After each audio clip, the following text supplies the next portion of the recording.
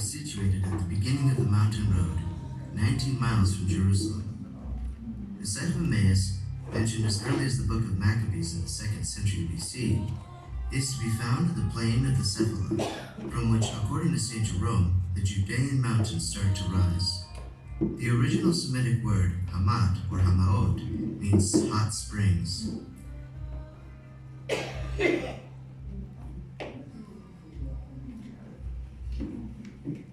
In the Roman Byzantine era, Emmaus was described as a place with delightful, beautiful waters, and was attested to be among the most important towns of Palestine by historical and archaeological sources, as well as by the pilgrims themselves.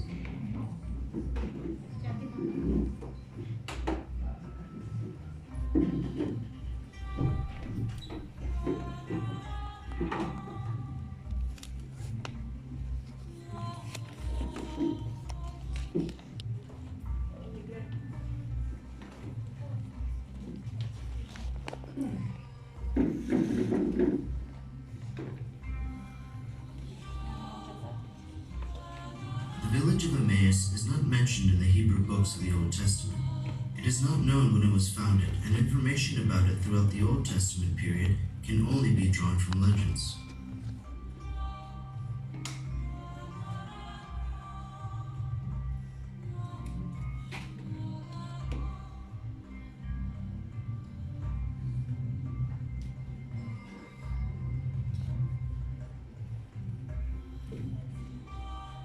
During the conquest of the Holy Land, circa 1200 BC, Joshua fought the kings of Canaan between Gabaon and Azekah, near today's Emmaus.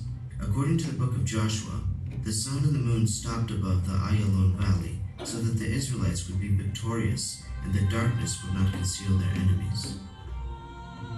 Joshua divided the promised land between the 12 tribes of Israel, and the territory where Emmaus is today was given to the tribe of Dan.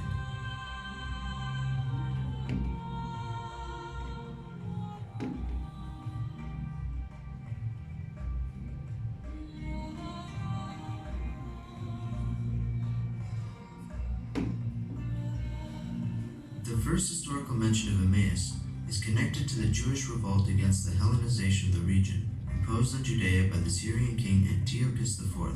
The uprising, which began in 167 BC, was led by Mattathias Hasmoneus and his son Judas the Maccabee, who came from the village of Modin, 10 kilometers north of Emmaus. One great battle pitched the army of Judas Maccabee against the army of the Seleucids in the plain of Emmaus, where the latter had established their camp.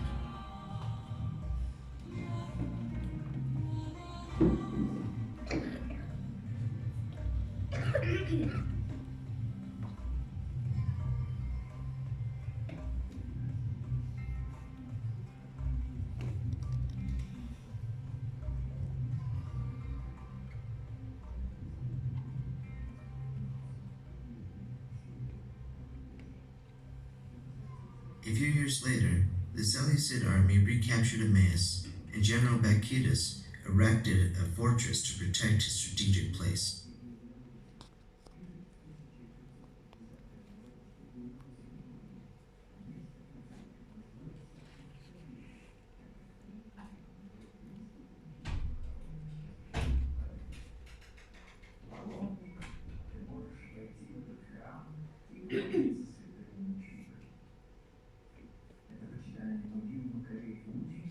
During the First Roman period, from the year 63 to the year 4 BC, Emmaus became an administrative center that was more important than Gezer, at the foot of which passed the Via Maris. Joseph Flavius, a Jewish historian, often mentions this township, which afforded the Roman armies the advantages of its geographical situation. After the death of Herod the Great, the country entered into an unsettled period. This was marked by rebellions throughout the country that were severely repressed by the Romans. In 4 BC, Emmaus was in fact razed and burnt down under the orders of the general Varus in retaliation for the attack on a Roman garrison by a Jewish outlaw named Actronchus. This is why at the time of Jesus, Emmaus was only a village. About 30 AD, Jesus appeared after his resurrection to two of his disciples on their way to Emmaus and explained the scriptures to them. They recognized him after his breaking of the bread at Cleopas' house in Emmaus.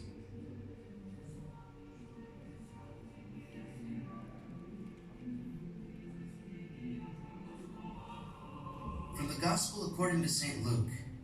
Now that same day, two of them were going to a village called Emmaus, about 160 stadia from Jerusalem. They were talking with each other about everything that had happened.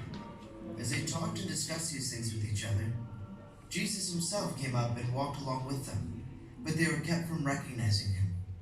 He asked them, "What are you discussing together as you walk along?"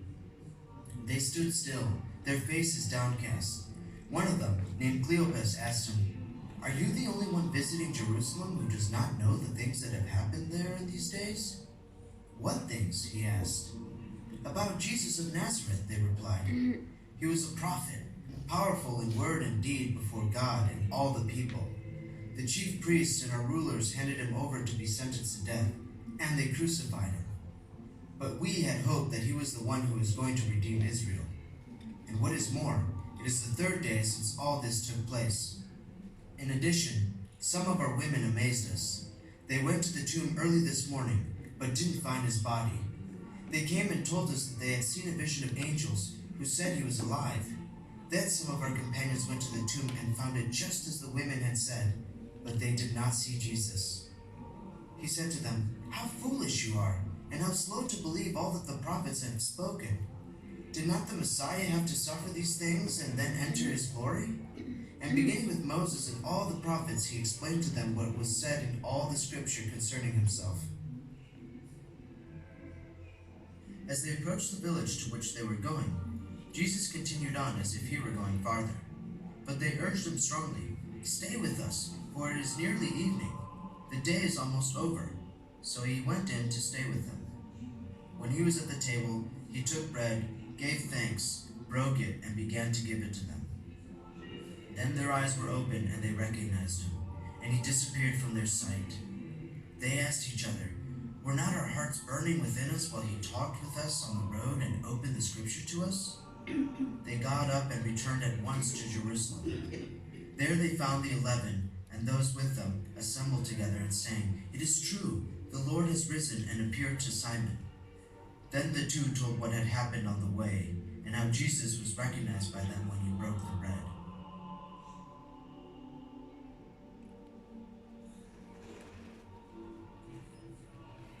Most existing ancient manuscripts of the Gospel of Luke bear the distance of 60 stadia, which is 7 miles or 12 kilometers between Jerusalem and Emmaus.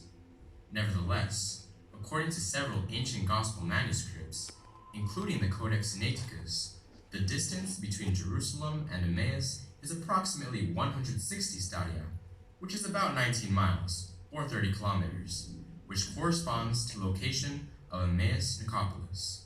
This is the same distance we find in some ancient Latin translations, including the Vetus Latina and the Vulgate, as well as in the Aramaic and the Armenian translations. Most existing ancient manuscripts of the Gospel have the variant of 60 stadia, apparently as a result of a centuries-aged tendency which existed among the scribes to correct the distance in order to simplify the understanding of the text.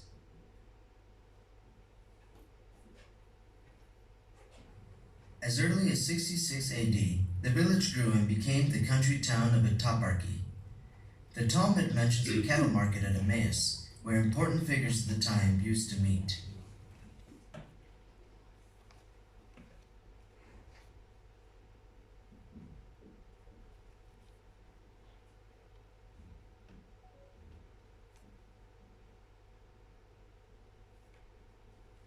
During two Jewish rebellions in 70 and 135 AD, the armies of Vespasian and then of Hadrian installed a military camp in Emmaus, surrounded by a wall. Numerous gravestones were found in the surroundings, with mention of soldiers from the 5th Macedonian Legion and the 6th cohort of Petra. Between 221 and 222 AD, remembering Emmaus' role in the Roman victory, the Emperor Elagabalus raised the town of Emmaus to the rank of city through the embassy of Julius Africanus. It is then that the place received the name of Nicopolis, the city of victory in Greek.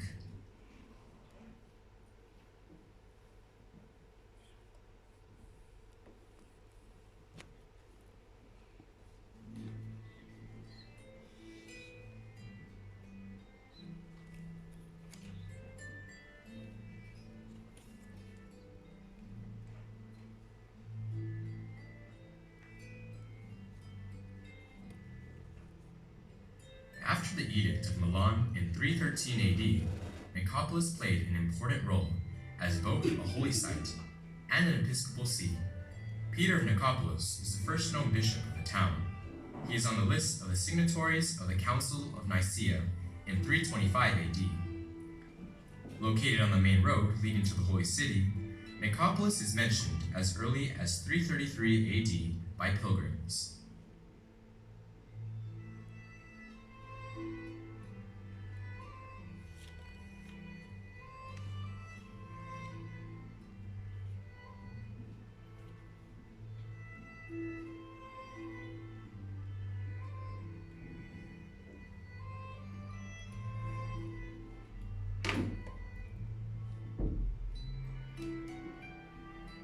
During the Byzantine period, between the 4th and 7th centuries, a vast church complex, including 2 basilicas, a cruciform baptistry basin, and several adjoining buildings, was built in stages. Pilgrims came here to venerate the site of Cleophas' house, where the breaking of the bread had taken place, to bathe in the miraculous spring where Jesus had washed his feet, and to venerate the relics of St. Cleophas, who was martyred in his house at Emmaus.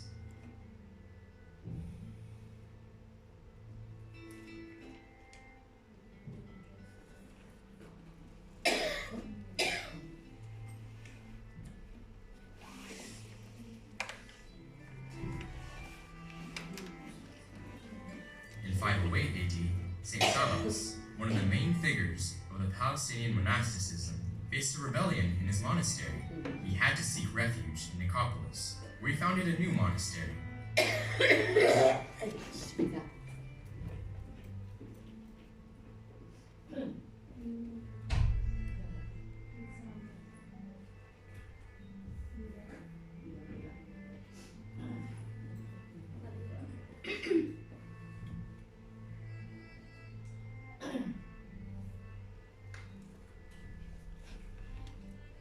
At the beginning of the Umayyad period, in the 7th century AD, the Arabs reused the former name Emmaus, transforming it into Emmaus. According to the medieval Arab geographer Al-Muqaddasi, for a short time the town was a district city. However, in the year 18 of the Hejra, or 639 AD, a great plague, starting from one of the wells, killed more than 25,000 Muslims, leading to a massive evacuation of the village. The great caliph then moved to Lub, before establishing the town of Ramleh. Nevertheless, pilgrims still came in number to the sanctuary.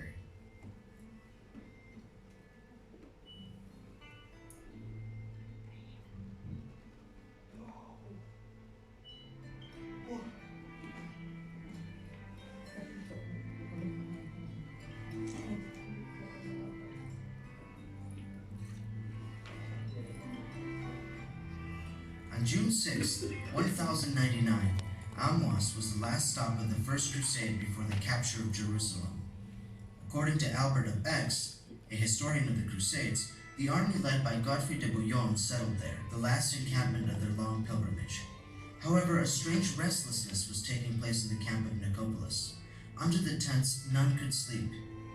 In the Crusader period, the site was enriched by a Romanesque church, using the formal central apse from the Byzantine period. The Knights Templar, who were the owners of the place, still commemorated here the appearance of Jesus to the disciples of Emmaus. However, they were more interested in the hill of Latrun, where they erected a fortress, the Turon of the Knights.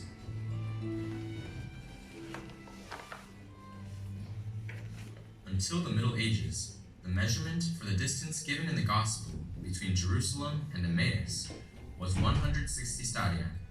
It was later revised, and began to be accepted as 60 stadia, which is 11.5 kilometers, or 7 miles. Thus, by 1141 AD, pilgrims headed for another village called Kiryat Elena, which is the biblical Kiryat Yarim and the present village of Abu Ghosh, to celebrate the memory of Emmaus in the Romanesque Basilica of the Order of the Hospitallers. Since the 14th century, a different road was used by the pilgrims on their way to Jerusalem. This change provoked the appearance of a third Emmaus in Kobebe near Mount Joy. As for the Crusaders' Church of Emmaus, it became the place for another devotion. Boniface of Ragusa noticed in 1555 that in Emmaus, the place and the church are called the Maccabees, since it is where they were born and were buried after their triumph. Pilgrim, you are free to enter this church and to call upon the holy martyrs. Later on, it was venerated as a burial site of the 7 Maccabee brothers, who were put to death in Antioch and declared proto-martyrs by the church. This devotion probably came from the commemoration of Judas the Maccabee and was prevalent until the end of the 19th century.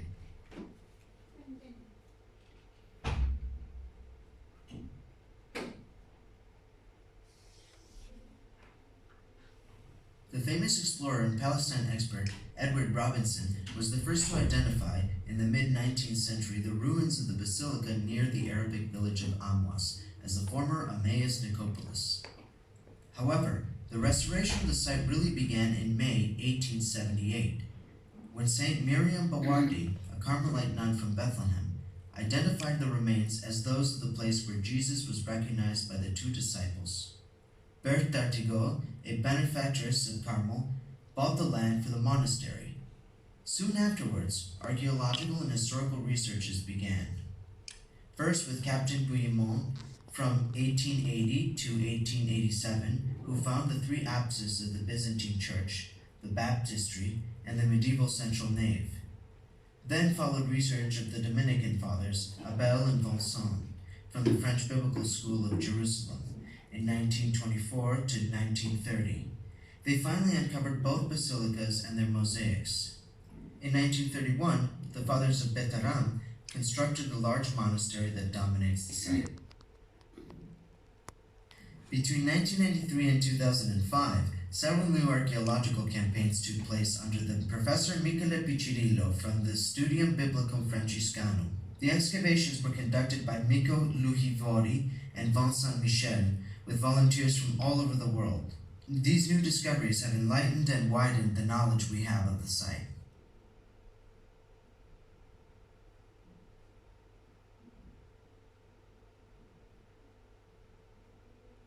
Since 1993, the upkeep and the guard of the site of Emmaus Nicopolis, the property of the Carmel of Bethlehem, had been entrusted to the Catholic community of the Beatitudes.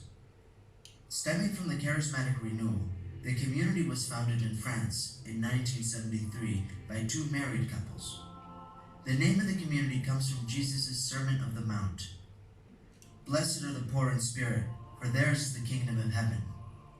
The community gathers under the same roof people from all walks of life: priests, deacons, couples, families, unmarried people, and religious.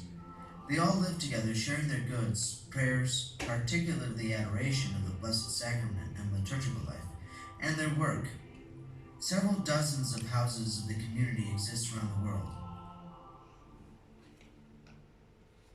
Since its origins, the community has been close to the Jewish people. The community is present in Israel since 1975. We come here to work for mutual understanding and reconciliation between Jews and Christians. We welcome anyone who would like to visit and pray at the site.